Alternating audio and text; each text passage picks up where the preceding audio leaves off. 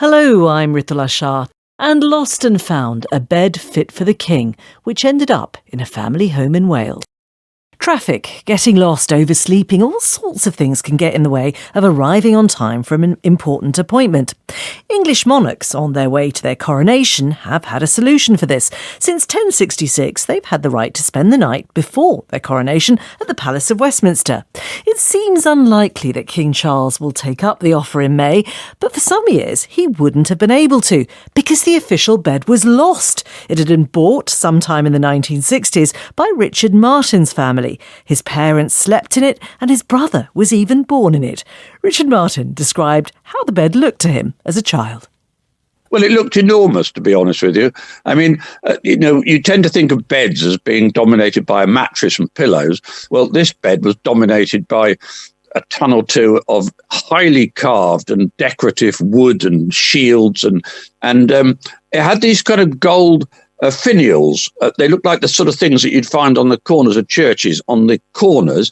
And as a child, I can always remember that it had little holes in. When did you realise, or did your mother realise what she'd bought? No, not really. I mean, when she bought it, she knew it was, pretty special, because it was quite obviously pretty special. It was just so big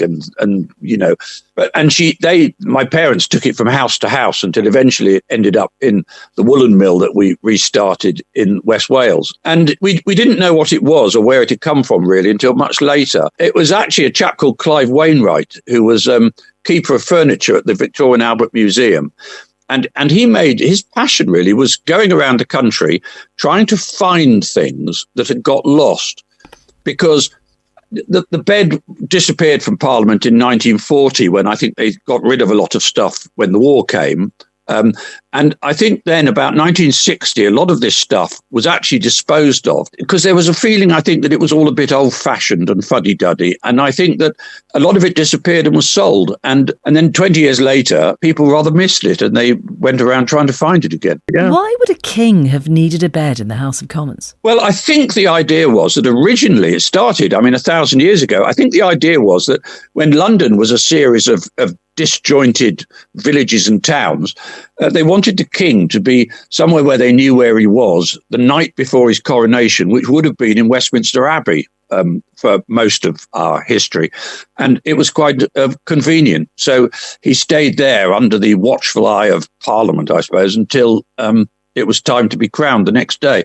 And this bed, I think, was made in the 1850s, but it was never used, because actually George IV was the last monarch to actually sleep in Parliament before his coronation. And so he never did. In fact, my brother, who was born in the bed, because I am one of 7 brothers and sisters, and my youngest brother was born in the bed, and in 60s. And, I think he rather liked the idea of being born in a bed that a monarch should have stayed in.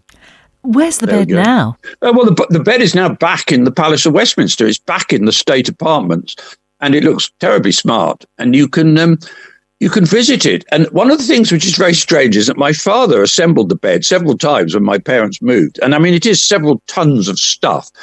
And there's one piece right on the top that looks a bit like a wooden crown. It's a sort of gilded crown. And that now you can see, I've seen a photograph of it in the royal apartments, and it sticks upwards.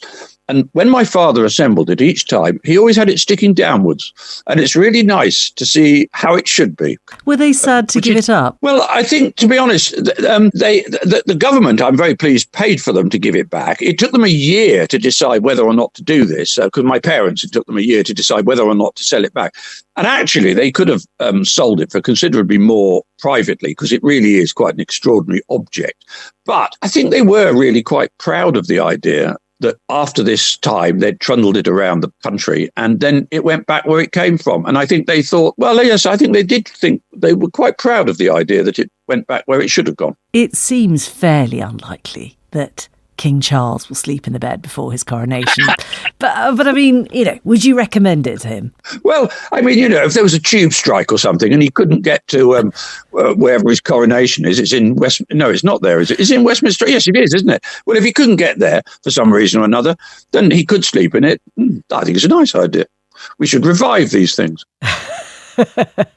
A revival of the bed before the coronation. Richard Martin there, thanks, telling us all about the bed.